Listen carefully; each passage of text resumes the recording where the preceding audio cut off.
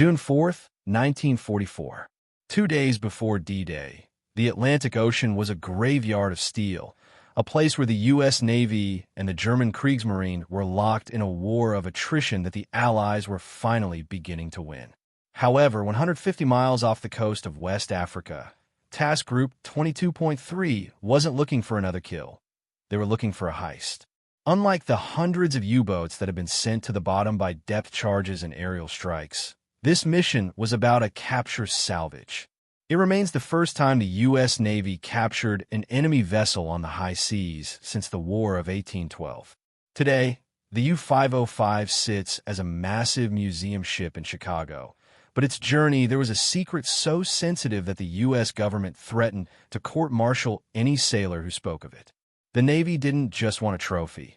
They wanted the triple threat of salvage. The boat itself, the Enigma machine, and the Germans' secret acoustic-homing torpedoes. To understand why the Navy was willing to risk an entire task group for this single boat, one must look at the technical specifications of the Type IXE U-boat. This wasn't the smaller, more common Type 7 Grey Wolf. The Type IXE was a long-range ocean cruiser, stretching 251 feet in length and displacing over 1,100 tons when submerged. It carried 22 torpedoes and was designed to strike as far away as the American coastline or the Caribbean. But the physical steel was secondary to the intelligence held within. By 1944, the Allies had broken the Enigma code, but the Germans had introduced a fourth rotor to the cipher machines, effectively blinding Bletchley Park.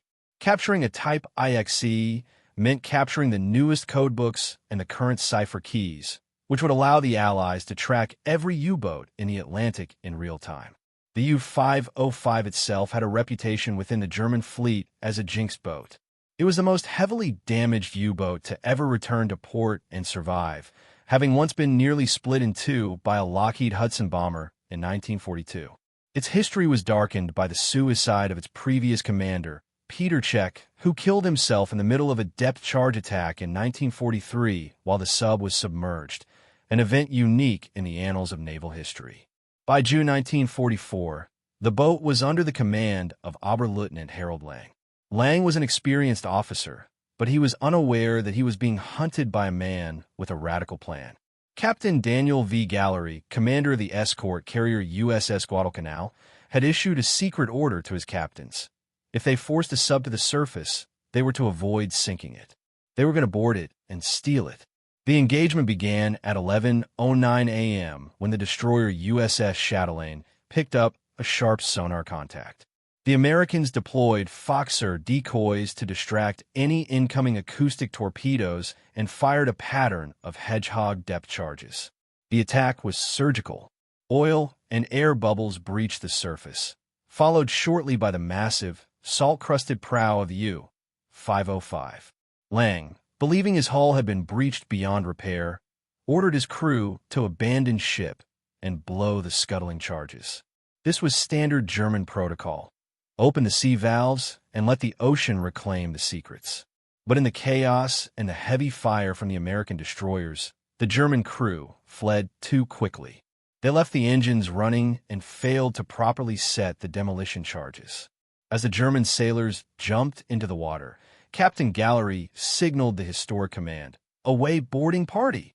A small motorized whaleboat from the Guadalcanal, led by Lieutenant Junior Grade Albert David, raced across the churning Atlantic swells toward the moving submarine. The U-505 was still under power, circling at 6 knots because its rudder had been jammed. The boarding party had to leap from their bobbing wooden boat onto the slippery, moving steel deck of a vessel they expected to explode at any second. Albert David and 2 sailors, Arthur Nispel and Stanley Wadowick, were the first to reach the conning tower. Without knowing if the boat was rigged to blow or if armed Germans remained below, they dove down the hatch into the dark, diesel-choked belly of the beast. Inside the U-505, the scene was one of mechanical nightmare. The lights were out, and the air was thick with the smell of chlorine gas leaking from the batteries. They could hear the terrifying roar of rushing water. A massive sea strainer cover had been removed, and water was pouring into the bilge at an uncontrollable rate. If the sub sank now, It would take the boarding party down with it to a depth of 10,000 feet. Working in the dark, the Americans managed to find the cover and secure it, stop the leaks, and begin the desperate process of seizing the intelligence materials. They gathered more than 1,100 pounds of secret documents, codebooks, and the coveted Enigma machine, passing them up the hatch in a human chain while the boat wallowed dangerously in the heavy seas. The salvage was only beginning. The U.S. Navy now had a captured German submarine in the middle of the Atlantic, but they were in a race against time. The boat was dead in the water, heavy with floodwater, and sitting in the middle of a known U-boat patrol zone. If the German High Command realized the U-505 had been captured rather than sunk, they would change every code and cipher immediately, rendering the entire operation useless. Captain Gallery made the audacious decision to tow the sub 2,500 miles across the ocean to Bermuda. This required the USS Guadalcanal to take the massive U-boat in tow, a feat of seamanship that was technically nearly impossible given the drag of the sub's flooded compartments and its jammed rudder. During the long tow to Bermuda, the American crew performed a series of field repairs that would make any modern engineer wince. To keep the sub from sinking further, they had to figure out how to blow the ballast tanks without the proper German equipment. They eventually used a combination of captured air compressors and sheer ingenuity to stabilize the boat. To keep the mission a secret, the U-505 was renamed the USS Nemo for the duration of the trip. The Navy went as far as to classify the entire crew of the U-505 as special prisoners of the U.S. Navy, denying the Red Cross access to them and forbidding them from riding home to Germany.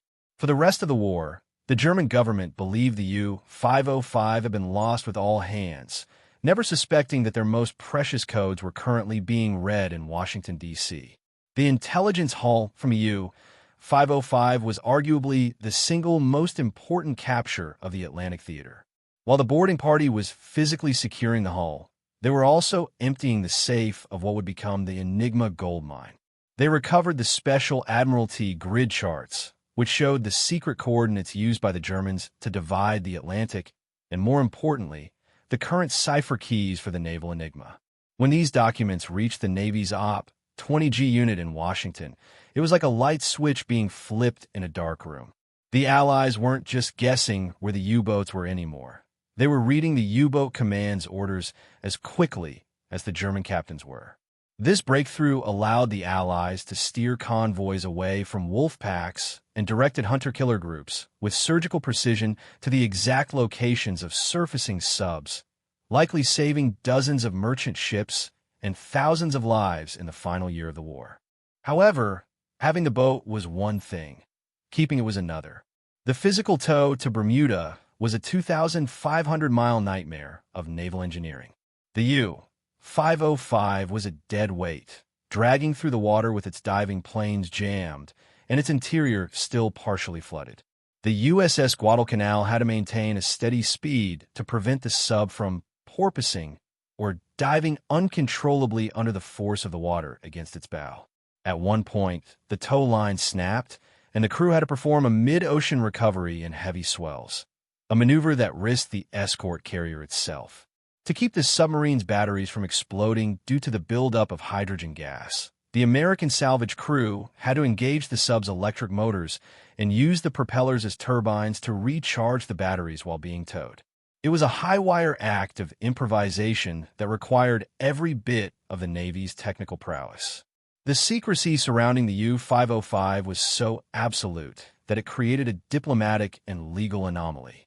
Because the Navy needed the Germans to believe the sub was at the bottom of the ocean, they couldn't report the 58 prisoners to the International Red Cross. If the families in Germany heard their sons were alive, the German High Command would know the boat had been captured. Consequently, the crew of the U-505 was whisked away to a secret camp in Ruston, Louisiana. They were treated well, but were effectively ghosts for nearly a year.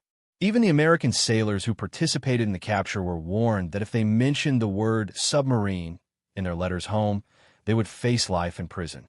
This blackout was so successful that Admiral Karl Donitz, the head of the German Navy, officially declared the U-505 lost with all hands, never suspecting his codes had been compromised. When the war finally ended in 1945, the U-505 no longer had a strategic purpose. The Navy used it for a brief period to promote war bonds, painting "See the U-boat that code breakers destroyed" on its side, but by 1946, it was sitting in Portsmouth, New Hampshire, scheduled to be used as a target for torpedo practice. It was slated to be blown apart and sunk for good. But Daniel Gallery, now a rear admiral, refused to let his greatest achievement be turned into scrap metal. He contacted his brother, Father John Gallery, in Chicago, who suggested that the Museum of Science and Industry might want it. The city of Chicago rallied, raising $250,000 to move the boat, a massive sum in the late 1940s. The logistical feat of moving the U-505 from the Atlantic to the shores of Lake Michigan remains one of the greatest salvage moves in history. The submarine was towed through the St. Lawrence Seaway and the Great Lakes, but once it reached Chicago, it had to be pulled across Lakeshore Drive. Engineers built a massive timber cradle and used a system of rollers and hydraulic jacks to move the 1,100-ton steel giant across the busy road and into its final resting place. Today, the U-505 stands as the only Type IXC U-boat left in the world. It is preserved not as a monument to war, but as a testament to the technical ingenuity and the raw courage of the men who decided that instead of sinking their enemy, they would steal him. While the Enigma machine was the psychological prize, the technical holy grail inside U-505 was the G70S T5 Zonkenig acoustic-homing torpedo. Before this capture, Allied ships were being hunted by a weapon they couldn't see and didn't fully understand. The Zonkenig worked by locking onto the specific sound frequency of a ship's propellers. Once the U-505 was secured in Bermuda, U.S. naval intelligence officers and engineers descended on the boat like a swarm. They didn't just look at the torpedoes, they stripped them down to the last screw. By reverse engineering the internal guidance systems and the sensitivity of the hydrophones found on the U-505, the U.S. Navy was able to perfect the Foxer noisemaker decoys. This technical salvage meant that within months, the Germans' miracle weapon was rendered almost useless as Allied ships began towing specialized devices that mimic propeller sounds, leading the German torpedoes to explode harmlessly hundreds of yards away from their targets. The preservation of the U-505 in Chicago is a second story of salvage, this one against the elements rather than the enemy. For decades, the submarine sat outside, exposed to the brutal Chicago winters and the humid summers of the Midwest. By the late 1990s, the jinxed boat was facing a new threat: structural collapse. The salt from its years in the Atlantic and the freezing cycles of Lake Michigan had caused the steel hull to corrode from the inside out. In 2004, the Museum of Science and Industry undertook a massive $35 million restoration project to save the vessel. This involved moving the entire 251-foot boat into a climate-controlled, underground pen. To do this, they had to lift the sub once again, moving it inches at a time on specialized dollies to protect its weakened frame. Today, it sits in a vacuum-sealed environment where the humidity is strictly regulated to 40 to 50%, ensuring that the steel which survived depth charges and Atlantic storms won't succumb to rust. Walking through the U-505 today offers a harrowing look at the reality of the U-boat war that data alone cannot convey. The interior is a masterpiece of compact engineering where 59 men lived in a space no larger than a small apartment, surrounded by 22 torpedoes and thousands of gallons of diesel fuel. The salvage effort preserved the original German labels, the cramped hot bunks where men slept in shifts, and the tiny galley where a single cook prepared meals for the entire crew. Every valve and gauge is a reminder of the complexity of the Type IXC. The technical data recovered from this boat didn't just help win the Battle of the Atlantic. It laid the groundwork for the American submarine designs of the Cold War. The U.S. Navy studied the hull shape and the integration of the snorkel system, which allowed the U-505 to run its diesel engines while submerged, incorporating those German innovations into the next generation of American undersea warfare. The capture of U-505 remains one of the most successful intelligence operations in history because it balanced aggressive military action with calculated restraint. Had Captain Gallery's task group simply followed standard operating procedure and sunk the boat, the war might have dragged on for months longer, and U-505 would be nothing more than a sonar ghost on the ocean floor. Instead, through a combination of luck, engineering brilliance, and a total disregard for personal safety by the boarding party, the U.S. Navy managed to steal a piece of history. It stands today in the heart of the American Midwest, thousands of miles from the saltwater, as a permanent trophy of the great Atlantic heist. It is a reminder that in the world of naval warfare, the most valuable thing you can take from your enemy isn't their life, but their secrets. The legacy of the U-505 capture is inextricably linked to the controversial career of Daniel Gallery. While he was hailed as a hero by the public after the war, his superiors in the Pentagon were initially furious. Admiral Ernest King, the chief of naval operations, reportedly considered court-martialing Gallery immediately after the capture. King's logic was cold and calculated. By bringing the U-505 to the surface and taking prisoners, Gallery had risked tipping off the Germans that their codes were compromised. If the Germans had even a hint that the sub had been captured, they would have changed every Enigma rotor and cipher key in the fleet, potentially undoing years of work at Bletchley Park. It was only after the intelligence haul proved to be so vast and the ghost status of the prisoners was successfully maintained that Gallery's gamble was recognized for the brilliant move it was. For the men of Task Group 22.3, the capture of U-505 was the defining moment of their lives. They were sworn to a secrecy so deep that many didn't even tell their wives about the boarding until the story was declassified years later. This salvage of the century proved that technical superiority is only half the battle. The other half is the daring to seize an opportunity when it surfaces. Today, when visitors stand beneath the massive hull of the U-505 in Chicago, they aren't just looking at a weapon of war. They're looking at the result of a perfectly executed heist, a ship that was meant to be a tomb, but instead became a teacher.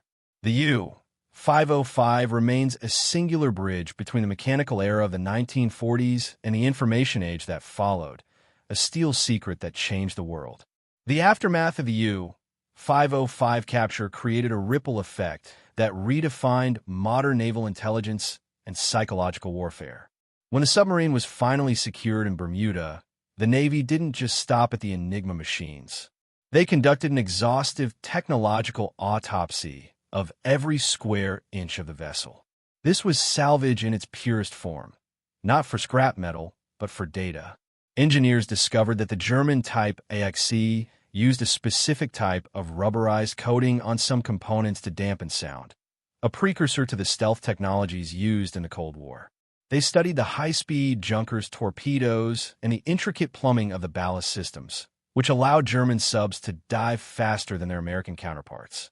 This data was immediately funneled into the U.S. Navy's own submarine programs, leading to the Guppy, Greater Underwater Propulsive Power Program, upgrades that modernized the American fleet for the looming conflict with the Soviet Union.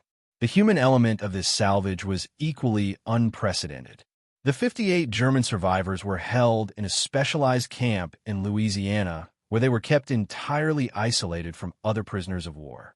This was done to prevent any word of the capture from leaking back to the Red Cross or German agents. For nearly a year, these men were ghosts in the eyes of the world. They were allowed to play soccer and even formed a small band, but they were forbidden from sending mail. This psychological lockdown was so effective that even after the war, many of the German sailors struggled to reintegrate into a society that had long ago held funerals for them. The salvage of U-505 was, therefore, a capture of souls as much as it was of steel, a total commitment to maintaining a secret that was deemed more valuable than the lives of the men involved. By the time the boat was formally donated to the city of Chicago in 1954, it had transitioned from a secret weapon to a symbol of national pride. Its move from the Atlantic coast to the Museum of Science and Industry remains a legendary feat of civil engineering. The sub had to be towed through 3,000 miles of inland waterways, including the narrow locks of the St. Lawrence River. Once in Chicago, it was hauled across the sand and over a major city thoroughfare using a massive steel cradle and rollers. The sight of a 251-foot German U-boat moving past skyscrapers and city buses remains one of the most iconic images in the city's history. It was the final heist, taking a vessel designed for the deep ocean and placing it in a climate-controlled hull in the middle of the American prairie. Today, the U-505 stands as the most complete record of the Battle of the Atlantic in existence. It is not merely a memorial to a victory, but a preserved piece of a high-stakes chess match where the board was the entire ocean. For the veteran audience watching this, the U-505 represents the ultimate achievement of the hunter-killer doctrine, the moment when the hunter stopped killing and started capturing.